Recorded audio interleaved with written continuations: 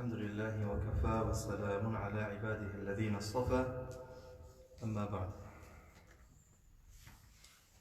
Dear brothers and sisters, Alhamdulillah, last week we explored one or two aspects from the life of Ibrahim alayhis salam, particularly the conversation he had with his father, who was an idol maker. Inshallah, this evening we'll explore 2 or 3 more phases from his life. One is encounter with the idols, with the fire, and with Namrud, the king at the time. Ibrahim alayhis salam, he was always telling the people, actually put some points on that, but it's fine. I actually wrote a few things on that. Oh. But it's alright, leave it. Do you want me to write? No, it's okay. Ibrahim alayhis salam, he actually would always tell the people to stop worshipping the idols. And there's a verse in the Quran where Allah mentions, إِنَّ الَّذِينَ تَعْبُدُونَ إِنَّمَا تَعْبُدُونَ مِن دُونِ اللَّهِ أَوْثَانًا وَتَخْلُقُونَ إِفْكًا إِنَّ الَّذِينَ تَعْبُدُونَ مِن دُونِ اللَّهِ لَا يَمْلِكُونَ لَكُمْ رِزْقًا فَابْتَغُوا عِنْدَ اللَّهِ الرِّزْقَ وَاعْبُدُوهُ وَاشْكُرُوا لَهُ. That these things that these people are worshipping, aside from Allah, they have no power over anything. But if they worship Allah, Allah is the one. إِنَّ الَّذِينَ تَعْبُدُونَ مِن دُونِ اللَّهِ لَا يَمْلِكُونَ لَكُمْ رِزْقًا فَابْتَغُوا عِنْدَ اللَّهِ الرِّزْقَ. Seek sustenance from Allah. Get your rizq from Allah, no one else.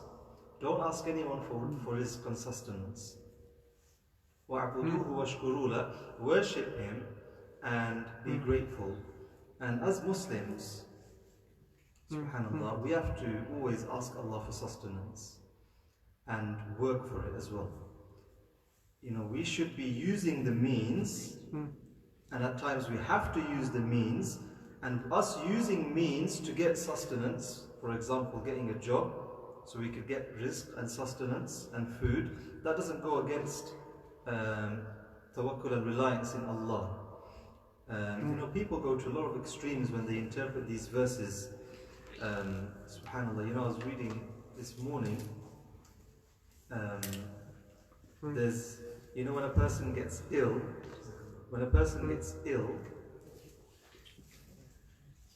is it allowed Islamically to look for remedies and look for what medicine could make you better? In Islam, is it allowed? Of course. Of course. Right? First thing you think, why wouldn't a person? There are groups to this day who say it's disliked. They get ill, they don't want to resort to anything. They don't want to resort to anything because their interpretation of tawakkul is different. Where they think that us resorting to means other than Allah is us not being reliant on Allah, we're being reliant on medication. SubhanAllah. Do they fix their cars in the same way? Exactly. Right, so it doesn't make sense. But that to them is firm belief in Allah. Firm belief in Allah. So they say, for example, if you get a cut, if when it comes to being ill, it's 100% guaranteed that that remedy will solve the illness, then it's allowed. For example, if you get a cut, how can you bring about a remedy? You just put a plaster on, and that's guaranteed to, inshallah, solve the issue of the cut, right? But if you have a headache and you take 2 paracetamol, it's not 100% guaranteed that that paracetamol is going to make you better. So to them, don't go anywhere near that. SubhanAllah. But as Muslims and as believers in line with the Sunnah, we can resort to remedies. Allah mentions in this verse, seek sustenance only from Allah. So that doesn't mean that we just ask Allah for sustenance and expect it to be given. We have to work for it and strive for it. As-sa'yu minna wal-itmamu min Allah. The effort is from us, and the fulfilling of that effort, the reward that we get for that effort, Allah gives it. Allah gives barakah in that, inshallah. Ibrahim alayhi salam, he tried and tried and tried. People ignored. People gave excuses. He kept telling them, these idols do you no good. Why are you worshipping things that can't help you? They just continued to ignore, give excuses. He never gave up though. Ibrahim a.s. never gave up. We as Muslims, we should never ever give up upholding the truth. Upholding the truth. That is a sunnah of all of the prophets, including obviously Rasulullah sallallahu alayhi wasallam. Rasulullah sallallahu alayhi wasallam, Ibrahim alayhi salam is more incredible because he was by himself. When he was by himself those years, he still never gave up. Rasulullah sallallahu alayhi wasallam, he had a small group of followers, but they were followers. Subhanallah. But he really stayed steadfast. Ibrahim alayhi salam, he then said he used to say things aloud. وَتَاللَّهِ لَأَكِيدَنَّ أَصْنَامَكُمْ بَعْدَ أَن تُوَلُّوا مُدْبِرِينَ. That by Allah, I'm going to destroy these idols. They keep worshipping them, keep manufacturing them, buying them, selling them. I'm just going to destroy them. Enough is enough. If we destroy the idols, they will have nothing left to worship. Unless they continue obviously making them. So he made this promise to himself. Some people heard him say that. Right? And what would happen in those days, people would gather often in an area to worship idols. So Ibrahim alayhi salam, his father obviously had he had a warehouse, a room full of idols which he was about to sell. So Ibrahim alayhi salam, he was invited too.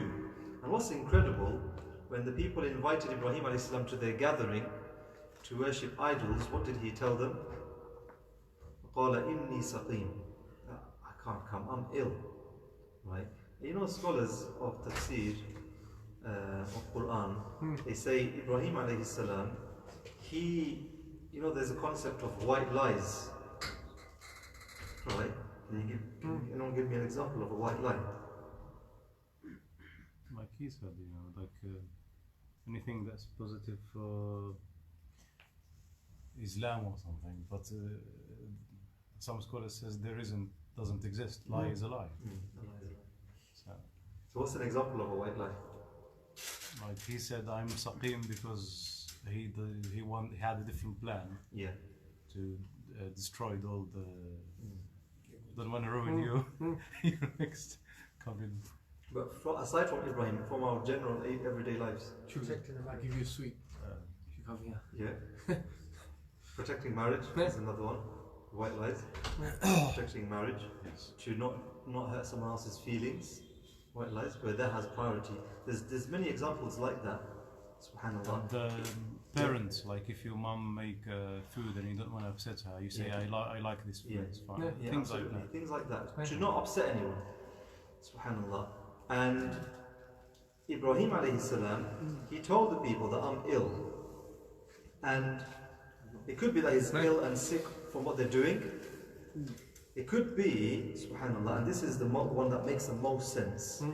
Ibrahim alayhi salam was spiritually put off and sick at the wrongdoings. You know, if you saw a Muslim brother or a Muslim sister openly drinking alcohol, how would you feel if you were to pass by and you would see someone drinking alcohol? What would you feel? What kind of feelings would you experience in your heart?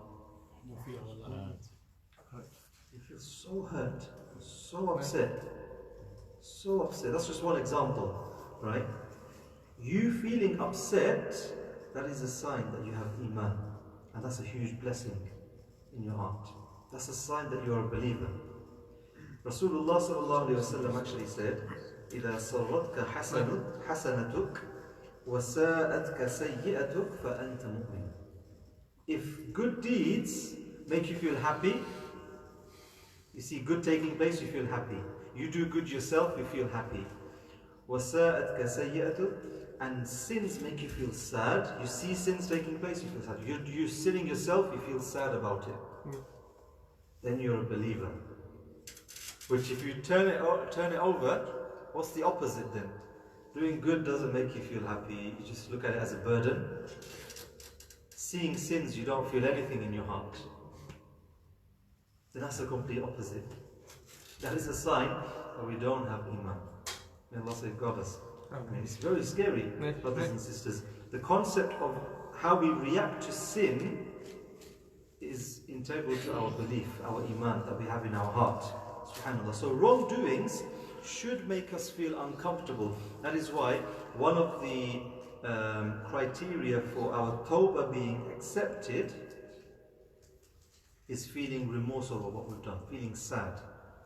That is one of the conditions for our, when we seek Allah's forgiveness, for Allah to forgive. That we feel bad, we genuinely feel upset that we've sinned and we've made a mistake. Subhanallah. So Ibrahim alayhi salam, he said, I'm sick, I'm ill. He was so put off by what they had done. He then went to the warehouse and he started challenging these idols who obviously can't speak. Talk to me, say something. Nothing. Silence. Allah mentions, مَا لَكُمْ لَا تَرْكِتُونَ فَرَاغَ عَلَيْهِمْ ضَرْبًا بِالْيَمِينِ. What's wrong with you? You can't even talk. What's happening? So Ibrahim alayhi salam, he destroyed them with his hand, with an axe. He destroyed them. But he left the big one. Why? So he can tell them he's... He can direct all of them to this big one. Subhanallah. And he hung the axe over it. In some narrations, last week we said some of them were made with big ears or big eyes, depending on what characteristic they wanted. So if it was big ears, then that would be an idol who is all hearing. So some narrations is actually mentioned that it was a big eared one. So he hung the axe on the ear to make it look as silly as possible. So he left this axe. People returned. They were shocked. من فعل هذا بآلهتنا إنه من الظالمين. Who has done this to our gods? Whoever has done it has wronged. It's from the wronged people, those who are unjust. Then a group of people, we said earlier, when he would make these comments, I'm going to destroy these idols, a group of people said, we've heard someone say stuff like this. They're going to destroy these idols. قالوا سمعنا فتى يذكرهم يقال له إبراهيم. We've heard of this person who used to say stuff like this. His name's Ibrahim. So then they called Ibrahim.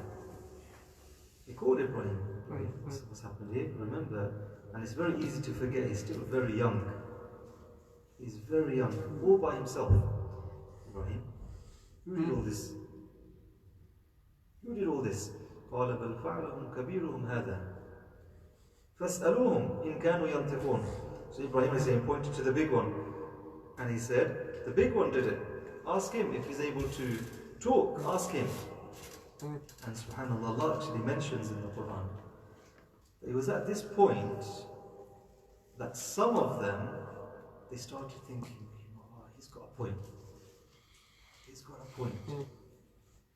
فَرَجَعُوا إِلَىٰ أَنفُسِهِمْ فَقَالُوا إِنَّكُمْ أَنْتُمُ الظَّالِمُونَ.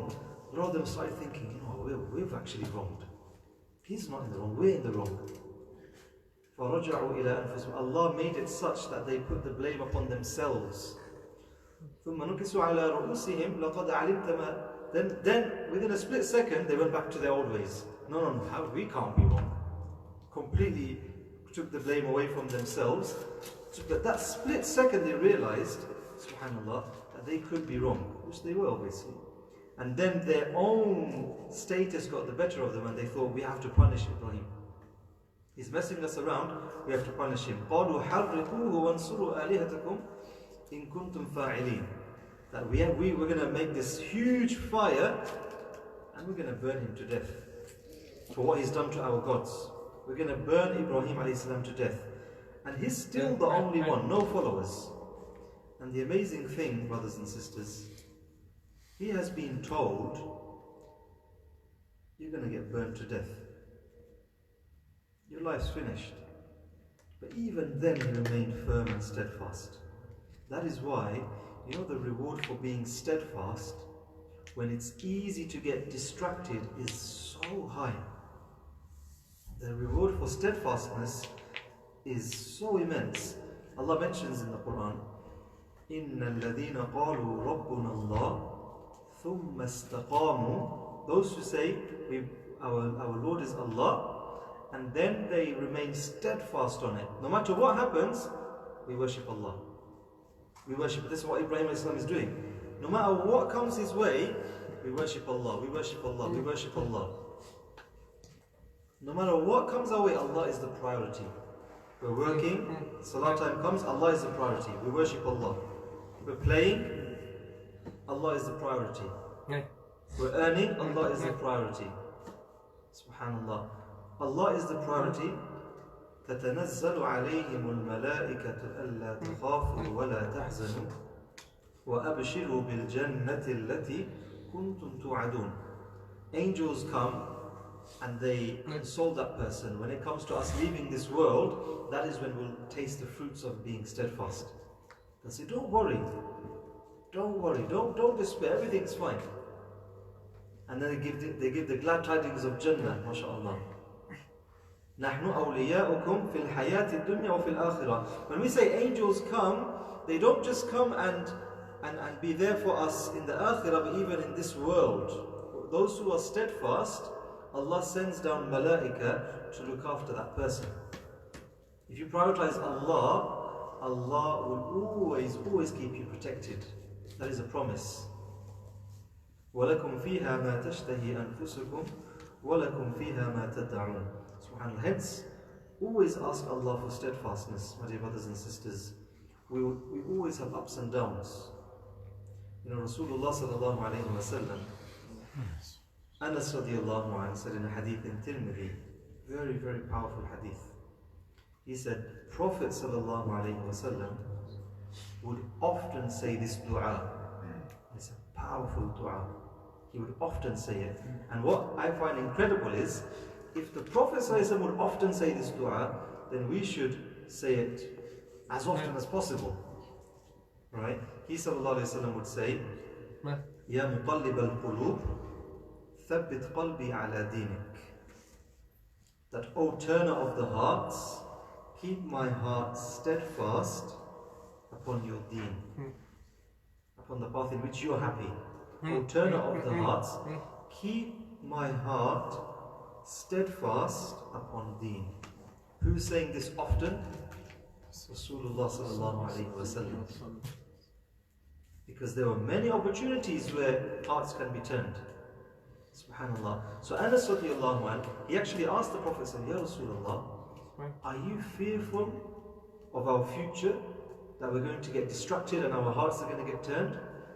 Because often the Prophet ﷺ would do things, not for himself, but he would do things also to teach others. So if he is making this dua, then he would expect the companions and us to also make the dua. So he would teach by example.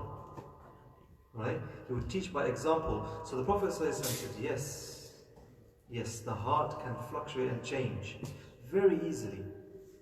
Very easily. The exact wording has slipped my mind, but he mentioned 2 fingers and how 2 fingers can move very easily. Subhanallah. So our hearts can change, my dear brothers and sisters. We pray that Allah really, really keeps us steadfast on this beautiful deen, being in love with the Sunnah and the teachings of Rasul sallallahu alayhi wa sallam. Ibrahim alayhi salam, despite everything that came his way, he stuck to it. He didn't give in. Subhanallah. So they prepared this huge fire. This fire that they prepared for him to burn in was crazy. It took them ages to prepare, and in books of Seerah, subhanallah, they had to keep a distance themselves, otherwise they'd get burned.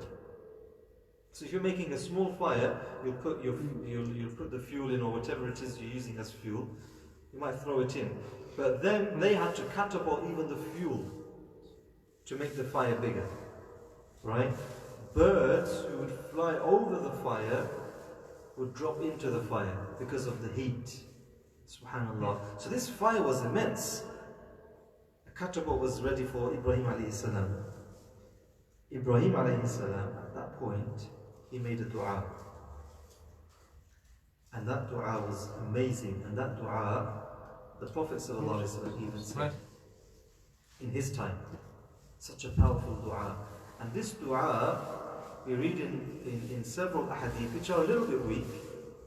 But reading several ahadith, that the one who says this dua, there's one hadith which is somewhat weak, but still there's a virtue. The one who says this dua 7 times in the morning, Allah will protect them. Allah will protect them. Ibrahim alayhi salam, when the catapult was ready, he made a dua, Hasbunallahu wa ni'mal wakil. Hasbunallahu wa ni'mal wakil.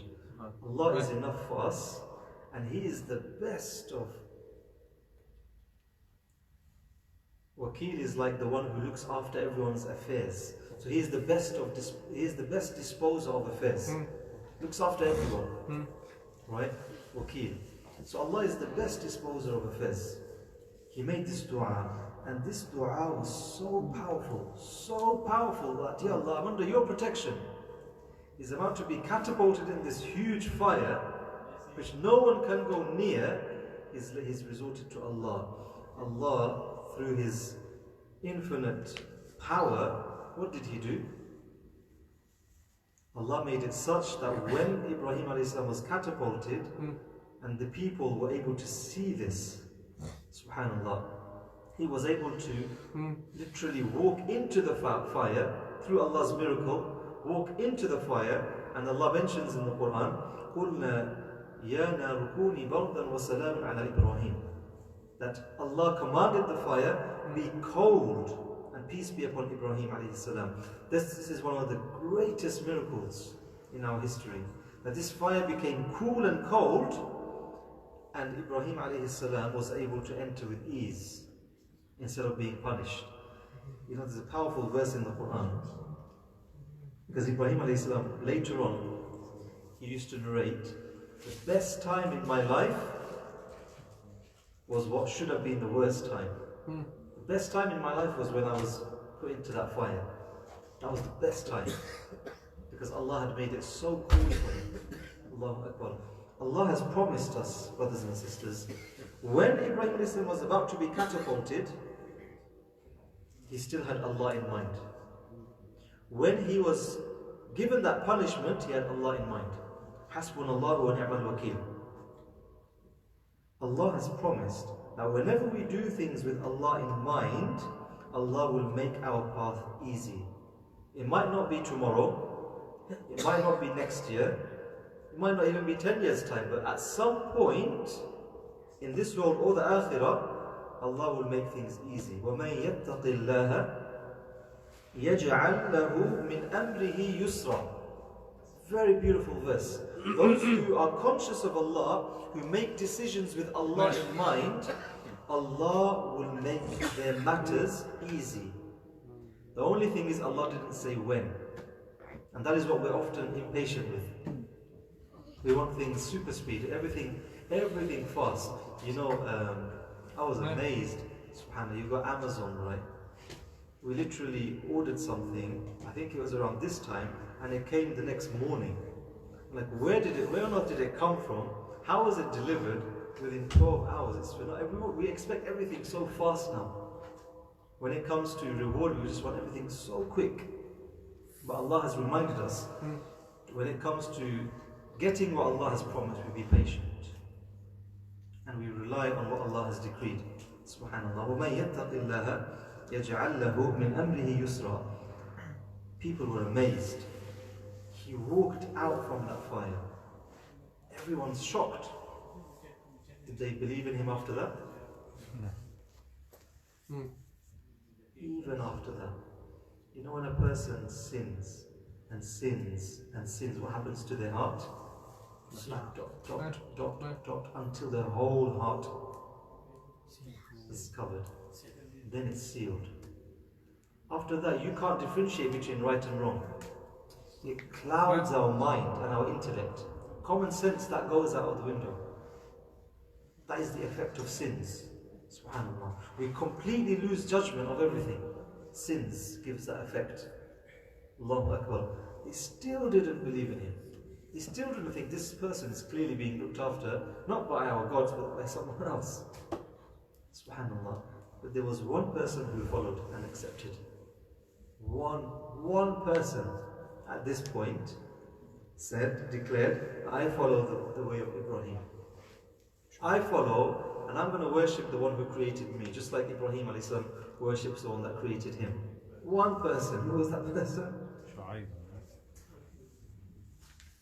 That one person, a very famous prophet. Lut alayhi salam.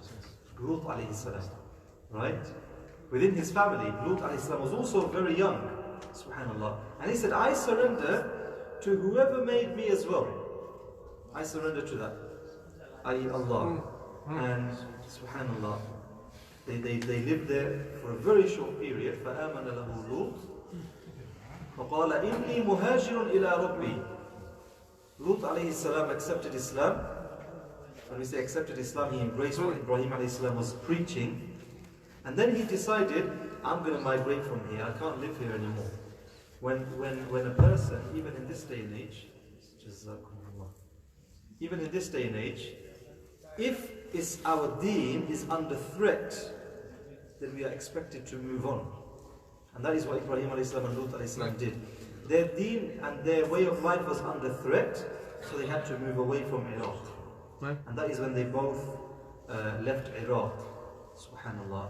Many incidents when they left Iraq, in their migration, many incidents occurred, subhanallah. One incident, very famous incident, en route on their journey, Ibrahim alayhi salam, he was one individual who was always eager to know more about Allah. And that is why there was a point where in this journey, when they left their city, he wanted to see how Allah resurrects. How does Allah resurrect? How does Allah bring things back to life? So there's a verse in the Quran which we may have to go over next week inshallah, but it's the verse in Surah Al-Imran وَإِذْ قَالَ إِبْرَاهِيمُ رَبِّ أَرِنِي كَيْفَ تُحْيِي الْمَوْتَى. That, oh Allah, can you show me how do you resurrect and bring things to life? قَالَ أَوْلَمْ تُؤْمِنْ. Do you not believe? So Ibrahim said, yes, I do believe. I just want it for the contentment of my heart. I just want to know how. I believe that you can resurrect, but I just want to know how. So Allah instructed him, get 4 birds,